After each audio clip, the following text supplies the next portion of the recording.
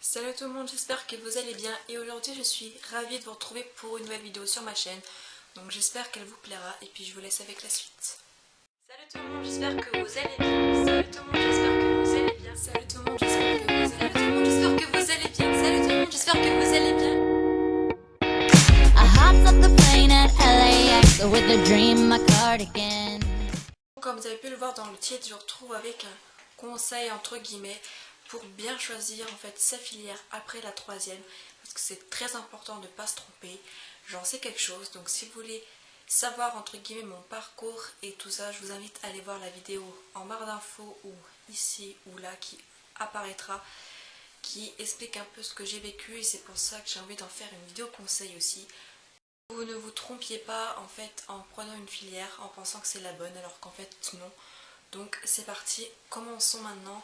Alors déjà première chose, ce que je vous conseille en fait, c'est déjà prendre au moins 2 ans à l'avance avant votre troisième pour savoir ce que vous voulez vraiment faire plus tard et pas choisir à la légère ou à la dernière minute, parce que en choisissant à la dernière minute, vous avez plus de chances de vous tromper, à moins que voilà, c'est vraiment ce que vous voulez faire et que vous venez de découvrir un métier. Enfin, ça dépend en fait comment vous réagissez, mais je préfère que vous choisissiez en fait votre avenir vraiment au moins 2 ans à l'avance avant la troisième.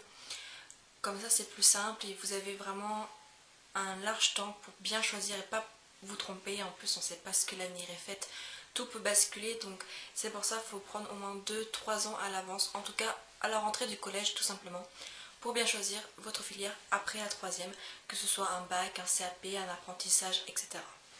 Le deuxième conseil que j'aimerais vous donner, alors c'est un conseil qui je pense pourrait potentiellement vous aider à trouver plus facilement votre métier qui vous correspond le mieux. C'est tout simplement de faire 2 listes différentes avec un proche, que ce soit la maman ou le papa, un grand frère et une grande sœur. C'est en fait de faire 2 listes différentes, déjà premièrement, de ce qui est positif et négatif en vous, donc de ce que vous aimez, de ce que vous détestez. Et à la fin, dès que vous avez haché cette liste avec un parent proche, vous pouvez en faire une troisième liste des potentiels métiers qui vous correspondent, qui font que ce qui est positif se trouve dans ce fameux métier et ce qui est négatif se trouve dans un métier que vous voulez absolument pas faire parce qu'il y a beaucoup trop de choses négatives. Je ne sais pas si vous me suivez.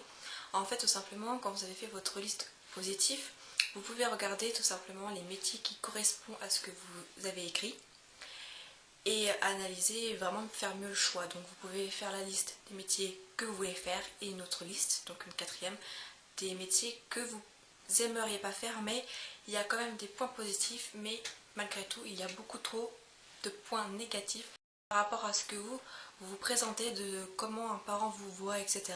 Donc je pense que ça peut vous aider avec ces fameuses listes, parce que voilà, bien sûr il y aura toujours des contraintes dans certains métiers, mais du moins qu'il y a plus de positifs que de négatifs, je pense que ça serait mieux. En plus, sur cette fameuse troisième liste, il y a beaucoup de métiers intéressants que vous aimeriez faire potentiellement, c'est quand même pas mal. Et le troisième conseil que je pourrais vous donner, mais ça potentiellement votre conseillère d'orientation peut vous le donner, et c'est même sûr, c'est tout simplement déjà aller aux portes ouvertes de plusieurs établissements scolaires qui font les formations par rapport au métier que vous avez listé.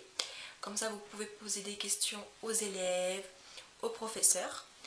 Deuxièmement, aussi par rapport à ça, vous pouvez faire des mini-stages dans les établissements où ils font pareil les formations des métiers que vous avez listés. Mais vu qu'en troisième général ou en troisième préparatoire professionnel, vous pouvez effectuer un stage, vous pouvez choisir l'un des métiers que vous préférez le plus pour faire le stage en question, pour le découvrir encore mieux que en posant des questions. Comme ça vous voyez vraiment de vos propres yeux comment ça se passe, etc. Vous pourrez poser des questions à votre tuteur ou tutrice de stage, etc. Comme ça vous permettra de valider vraiment l'un des métiers que vous avez vraiment apprécié, et ensuite par la suite de bien réfléchir auquel métier vous voulez vraiment faire, celui qui a remporté le plus de points, on va dire un sorte de coup de cœur. Voilà, la vidéo est maintenant terminée, j'espère qu'elle vous aura plu, que mes conseils vous auront plu. Je sais que ce n'est pas des conseils extraordinaires, mais c'est mes conseils que j'avais envie de vous transmettre pour pas que vous vous trompiez et que vous fassiez la même erreur que moi d'être mal orienté. Donc voilà, donc j'espère qu'elles vous seront utiles, même si c'est des conseils un peu banals. Et puis si vous avez des questions, n'hésitez pas en commentaire, sur les réseaux sociaux, etc. Vous pouvez commenter bien entendu. Vous pouvez lâcher un pouce vers le haut, ça me ferait vraiment mais vraiment plaisir et ça va m'encourager à continuer mes vidéos.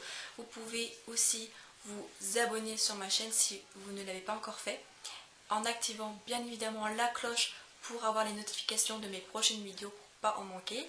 Et puis rejoignez-moi sur les réseaux sociaux, hein, tout en barre de description et à la fin de la vidéo.